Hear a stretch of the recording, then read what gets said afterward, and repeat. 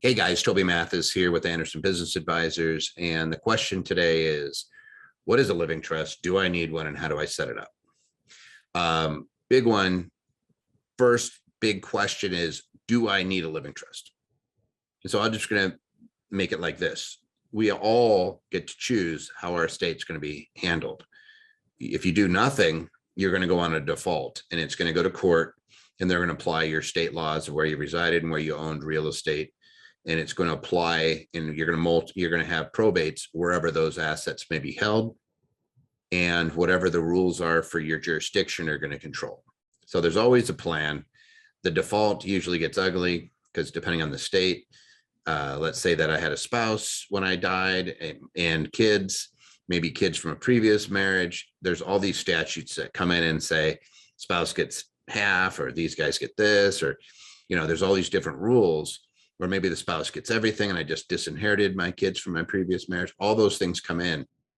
And so you're absolutely have a plan no matter what. So that's option number one, is do nothing and let the default rules kick in. It's usually costly. The ARP says, hey, it's about 20% of an estate. Smaller estates get eaten up in the probate costs, including the attorney's fees, the probate fees, the administration, the appraisals, all that fun stuff that comes along with getting to go to court. If you don't like court, then your option is doing a living trust. And then there's something in the middle, which is the will, which gets to be probated, where you still get to go to court. But you actually have a document that says, here's what I want to have done with my estate. Now, these are all upon death things that get triggered.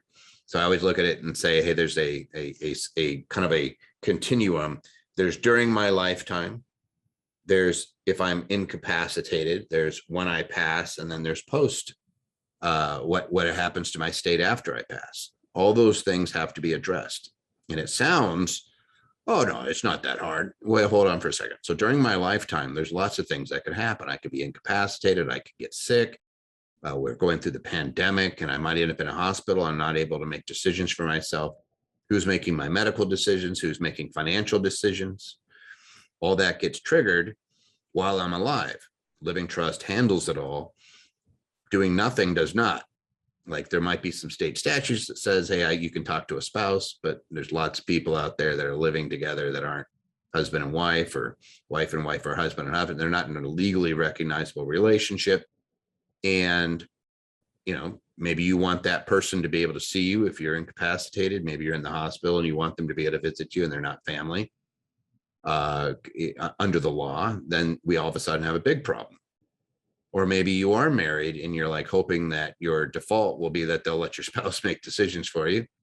I can tell you that you want it in writing and that you want to have a HIPAA release and you want to have your end of life decisions documented. Otherwise, it doesn't matter, right? They're going to have to do what they believe is in your best interest, and they'll oftentimes talk to a spouse. But if it's deemed contrary, like pull the plug, or they don't want extraordinary measures, you may find yourself in a really, really bad situation if you're not documenting these things. So that's number one, is we have during our lifetime. There's if I get incapacitated and I'm getting towards death, there's the transitional documents that are needed, like a living will. That's included in a living trust, but it's actually a separate document that says, this is the individual you talk to. This is the control they have over my end of life decisions. Do I want extraordinary measures taken or do I not? And if I don't, then here's the individual that you can talk to make that call. They call that pulling the plug. Then there's when I pass, and hey, who's getting things? Do I have things like paid on death, or do I have a joint tenancy with somebody on certain accounts that are going to handle it? Do I have things in my name when I pass away that aren't covered like that? So let's say I own an asset in my individual name and I pass away. I may end up having to look at a will that's going to push it into a document that covers my post-death wishes. Like, where do I want my things to go? Do I want them distributed immediately? Do I want to have them held in trust for the benefit of somebody until they reach a certain age? Like if I have sizable estate, maybe I don't want a whole bunch of money going to my 12-year-old or to my grandkids when they're, 10. They may not be able to handle it, or even worse, maybe it's a 21-year-old and I'm dumping a bunch of money on them when they're making critical life decisions. And maybe they choose, hey, you know what? Maybe I'm not going to go to college because I have this money and I'm just going to goof off for 3 years. And then they make a really bad life decisions. Maybe I want to say, hey, that money's there until you reach 30, it's there for health, education, maintenance, and support. You cannot do that through a will. You got to have some sort of trust vehicle connected to it. So a living trust is our only option there, or an irrevocable trust, some sort of trust. It's not going to be handled inside of a will. The will might still be there, and it might name the trust as the sole beneficiary of your estate to make sure that there's no question and that there's nobody out there making claims against your estate. And that gets transferred over. So that's as of, upon death. And then there's post-death, is your wishes carried out. And a lot of people don't realize, but you can create a legacy with a living trust just as easy as anything else. I could have, for example, life insurance on my life that goes into my trust when I pass away. And maybe I think education is super important. So I have my living trust say my descendants get assistance with reasonable expenses of education, higher education, colleges or universities. And this money is to be used for that purpose. And you give some instruction in your living trust, and it's there to allow people to always get an education if they want, and it's your descendants. So it could be your kids, your kids' kids, your kids' kids, kids, right? We put a term of years that we can extend. You can actually go from 365 years pretty much for an infinity period of time. And the monies, even if I don't have a ton of money, as long as I have life insurance, I can fund that thing. And I'm giving it an actual indication, here's what I want. So you have really, just kind of a review, 3 ways. I have my pre-passing away. I know I need to have documents. It's never going to be covered by doing nothing or by using a will.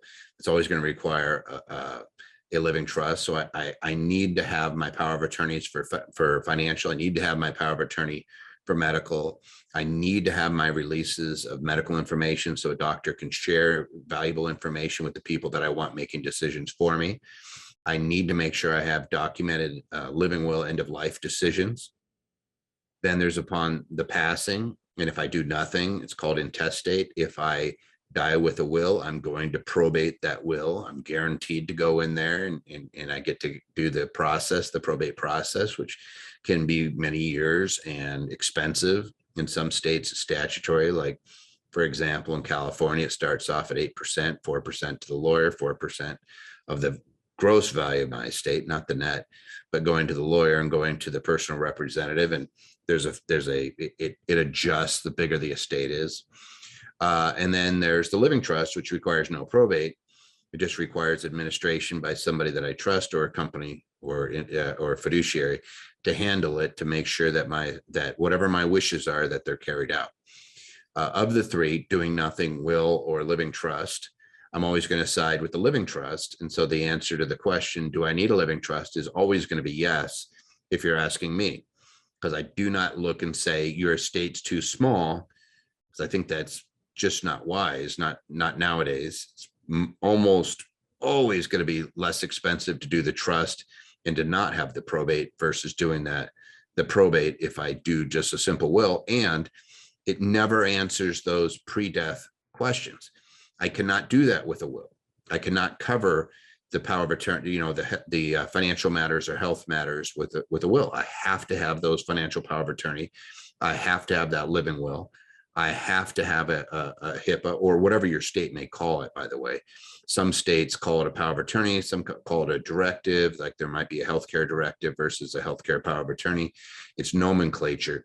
I have financial, somebody designated to handle my things. Medical, I have somebody to cover my things. End of life decision, I have something that the hospital, the doctors can talk to. When I pass, I have, here's where it gets accumulated. Is it going into the trust, or is it being distributed out via a will? I prefer to have the trust so I can go on for a longer period of time. If it goes into the trust, what are the terms of the distributions? Is it restricted on age? The other restrictions for alcohol or drug abuse or things like that? Or is it just going in, maybe we call it HEMS, health, education, maintenance, and support. There's these very bright line, like, hey, if I just want it to be held there in case my future generation, maybe my kids need it, maybe my grandkids, maybe my great grandkids, maybe there's money there if they need it. So for health, education, maintenance, or support, hey, they're never going to be homeless. They're never going to be without, but they can't take my money and buy a Lamborghini, right? But if you need a vehicle, there's enough money there to cover the cost of appropriate vehicle. And you're not going to see big abuses, or you're not going to see big lifestyle changes. It's there as a safety net in case somebody gets sick, or they need to go to school, or they have, those types of things. That's called HEMS, and that's fairly common. Hey, it's going into trust for this purpose, but you don't get to go in there and just take $1 million at your willy-nilly and blow it on a trip to Vegas and making bad decisions. It's also really good because if you have, if you're worried about your kids' love life and their decision making, you don't have to worry about divorces because the money's not in their pocket and available to spouses. If I just distribute money, then it's theirs. And then if they get divorced, it could get wrapped up in there, even though it's technically considered separate property. It always gets brought in. And it's always a factor that the court can consider when they're dividing up assets, because it's an equitable division. So they always look and say, all right, what does everybody have? It's not just bright line. The court gets to consider all available resources. If it's sitting in a trust and they don't have that immediately accessible, it's not their asset, it's not divvied up in property distributions, it may be considered, if they're saying, hey, this person is, really needs this support, you may say, hey, they're a beneficiary of a trust, but you're looking at the trust and you have a trustee that says, hey, it's not a guarantee, right? So it's not like the money is sitting in their account. So if you're going to give your children a whole bunch of cash and they're married, always understand that ends up being blended into those assets of the marriage. At some point, it's going to be ignored where it came from, unless they could trace it, unless they kept it completely separate, which nobody ever seems to. And here it is that, years later, somebody goes through a divorce, and sometimes those assets get divvied up and you didn't even intend it. Oops. Or you're not careful, you could disinherit children. So if I have nothing and I'm just leaving it to a spouse, maybe I had a previous marriage, and I'll just give you an example. Somebody grows up, they have kids, spouse predeceases them, they get remarried, they're not thinking anything of it, 70, 80 years old, and you pass and you don't even realize that you just gave your entire estate to the new spouse. It's the Anna Nicole Smith syndrome, where, Anna Nicole Smith was a Playboy model, 28, married a guy who's 80 years old in a wheelchair, and he predeceased her, and she said, it's mine, and all of his kids were disinherited. They were able to prove fraud, but it went on for years, and it became a big, big issue, when all he had to do is, if he had a living trust, with his previous spouse especially, is it would have gone, and at most, there's half of the estate that would have been at risk. But it would have prevented the kids from being disinherited outright. Now, that was a egregious situation. It's rarely like that.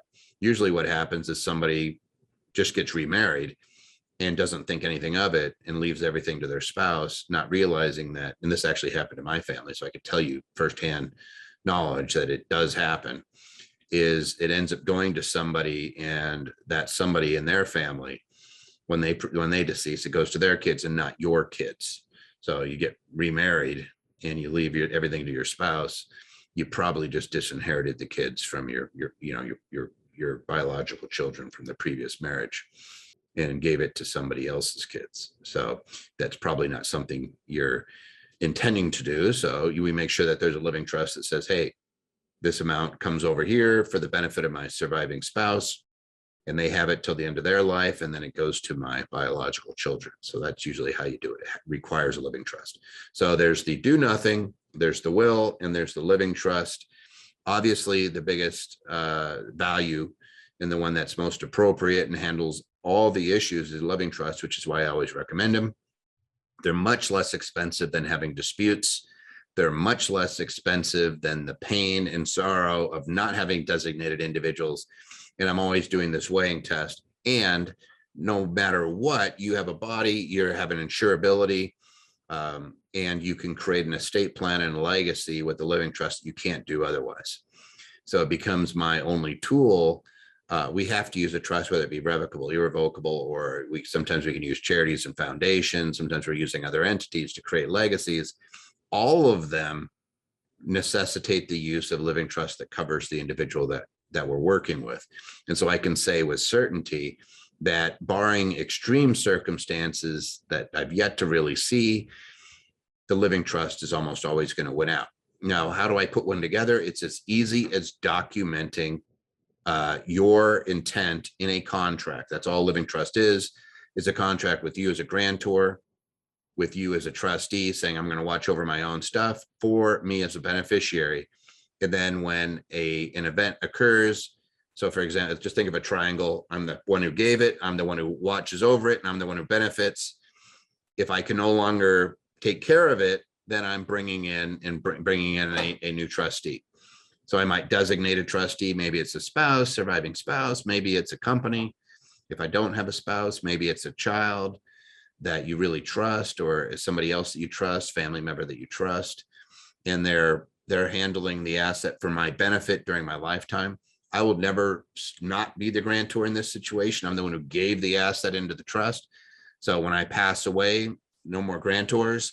When I pass away, we just change the trustee, and then I'm changing the beneficiary. It's for my benefit during my lifetime. But if I leave this earth, the new beneficiary would be, for example, my descendants or my kids, or, maybe I'm breaking it into two trusts, one for surviving spouse and one for children.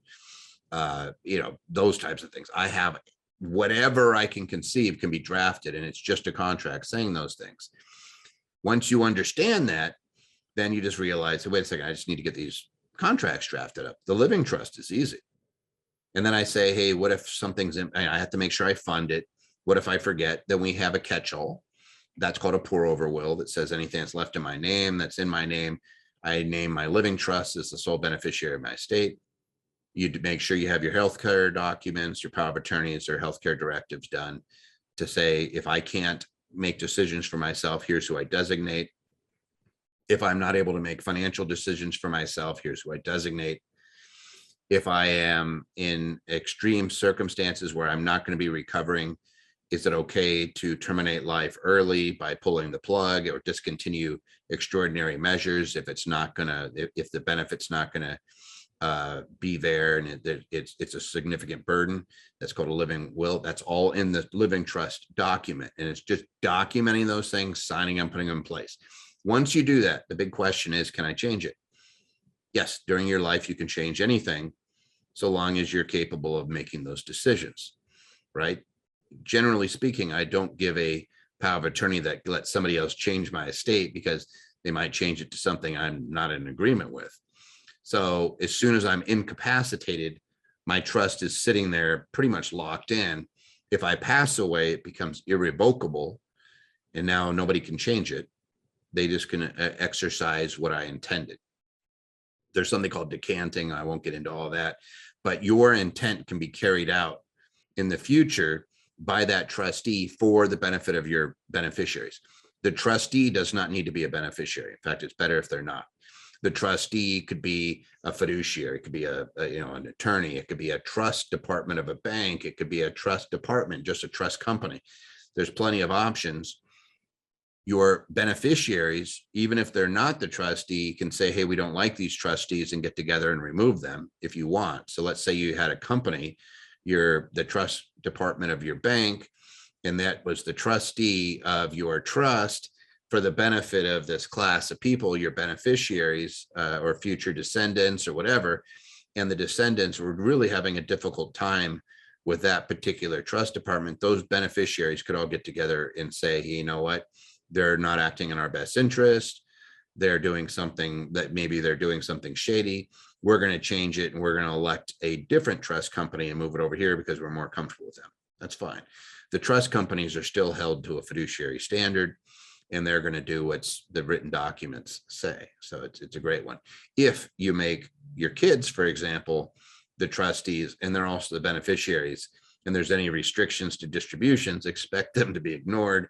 because they're going to say, hey, I'm the beneficiary, I'm not going to object, so let's just distribute all the money. Right. So if you're going to put conditions on it, like it's for education, for travel, it's for health issues, whatever, or hey, you can't be on drugs, you have to be in your right mind, all those things. If you're going to put any restrictions in it, make sure that they're not the trustee, because again, they could just ignore your written instructions. You want it to be a third party who's going to follow your instructions, trusted advisor, or again, trust departments of banks, really good. There are professional trustees, or maybe it's your brother or sister or somebody, and then it reverts and they could, and it becomes a professional fiduciary. And you could just leave it as a class. Hey, the beneficiaries get to pick the trustee, so long as they're a fiduciary, a attorney, an accountant, or a licensed trust company, because they're always going to follow what the law says. They're not just going to be influenced by a beneficiary because they have licensing that they have to worry about. If you do create a scenario where you have somebody that is going to be the trustee, so let's say you do say a sibling, or you ask a trusted advisor and you're worried about overburdening them, don't worry. A well-written living trust will always allow them to hire that out and hire a professional to help them or to do the activity at their stead, and they just get to pick it. So they step into your shoes. And if you didn't want to manage your money, you could hire someone to do it. So if they don't want to manage it or handle it, they can hire that out as well. That's always an option. So even though it seems like there's a responsibility there and you might be overburdening them, don't worry, they can get help if they need it. Or then they can always resign. They say, you know what, I'm tapping out. And then they go to the trust document, which again, is usually going to be an attorney, an accountant, or a professional fiduciary company. And you just say, hey, we need a trustee, and they'll charge. Sometimes they'll charge a point or something like that. They'll charge a percentage, 100 basis points on it, saying, hey, I'll manage everything, do the tax filings, and watch over all the money, and make sure it's diversified. There's lots of rules that they have to follow for the benefit of your beneficiaries. Or maybe you're somebody who says, hey, you know what, I just want my kids to be 40 years old or more before they get to the complete distribution. You could do 25% at 25, 25% at 30, 25% at 35, and whatever's left at 40. You could do all that inside of a trust. You have whatever you could conceive of and whatever restrictions you want to put on there, we could put into that document. So the living trust becomes really, really cool. The biggest thing that we see goofed up on a trust is you put the trust in place, you sign it, you notarize it, it's there, and then you don't transfer assets into it. You keep your bank account in your name. You keep your house in your name. It's not fatal because the poor will capture it and put it in there. But it's so much easier if you actually fund the document during your lifetime. We do put in there like a schedule of gifts that you could change it whenever you want. Again, a well-drafted living trust is going to have some flexibility built in. And one of those things might be, hey, if I want to leave my good china to child number 1, and I want to leave my wedding ring to child number 2, and I want to leave the furniture to child number 3, and I want to leave a bunch of my art to child number 4, and maybe I want to give my fishing rods to my neighbor. You can do all that in a schedule of gifts, and you don't have to go back to your lawyers every time you do it. You could just write it in and initial it. As long as your trustee can figure out what the heck you were trying to do, they'll follow it. Like, oh, yeah, right. And let's say you give it away twice, it's going to be the latter. It's going to be the later, I should say, the latest date. So, again, a lot of it is common sense, and you don't require a court to look over your shoulder. If you don't do the written document, expect a court to be looking over your shoulder, whether it's dying intestate or with a will. The court is the one who's distributing the asset and signing it off. And so you're going to have a complexity. You're going to require, in many cases, it's going to end up being a year or 2 process, and a lot more complexity and expense associated with it to go through the court route, which again, we prefer to avoid. We always feel like people's affairs should be private. I don't think you need it in a courtroom. I don't think you need all your assets spelled out there for the public to see, or for anybody to pull up and look at whatever it is at your estate. You do it with a living trust, and you have the privacy. You don't have to worry about it. I always tell people it's the difference between looking at Michael Jackson's estate and Frank Sinatra's. One is all out there in the public, and anybody can see all the nonsense that was going on. And the other one's a completely private affair. The courts don't get involved. The public doesn't get to see. It's handled privately. And I prefer to be Frank Sinatra, right? I'd prefer my estate and my clients' estates to be private. So that's about it for living trust. So I gave you do you need one? Absolutely. You need a lot more. Living trust is a very comprehensive document. It includes a whole bunch of different stuff, everything from healthcare to your HIPAA releases, your financial documents, your end of life decisions, your pour over will, your schedule of gifts, and then your distribution instructions. It includes all of that. So do you need one? Yes. Is it the only game in town? Pretty much. There's some other things you could do, but everybody needs advocates for their health and for their finances. Everybody needs end of life decision makers that are in writing so that they can communicate with your providers, your healthcare providers. Everybody needs to have their legacy documented of whatever it is that you want in writing. Don't leave it to chance, and don't let it default to some state statute that you weren't involved in or may not even know what it says. And everybody has the ability to create a legacy just because we have a life. If I did nothing more than bought a bunch of insurance on myself and named my living trust as the beneficiary, that's good too. Everybody thinks, well, I don't have enough money for that. Yeah, you do. Everybody does, because everybody's life is worth it, and you have the ability to insure. You could even insure insurable interests of third parties and still have the trust named if you're not able to do it on your own life. A spouse, second to die policy, things like that would work. And you can absolutely create these things in a matter of sometimes weeks, sometimes days if necessary. But no matter what, within the year, you could create a very good comprehensive estate plan. It is not tens of thousands of dollars. It's significantly less, and it's going to be cheaper than the alternative in emotional and dollar-wise cost. So again, do a living trust, implement it, fund it, pay attention to it. You can always change it. You don't have to redo it. You could just change little tweaks this or amend a paragraph here or there. You're allowed to do that. It's yours, and it's completely at your discretion until such time as you're no longer there to continue to make changes to it, in which times it becomes irrevocable. And now you've left a legacy in writing that somebody can follow and make sure is implemented. So I hope that helps you make a decision. Hope you get your living trust pretty quick.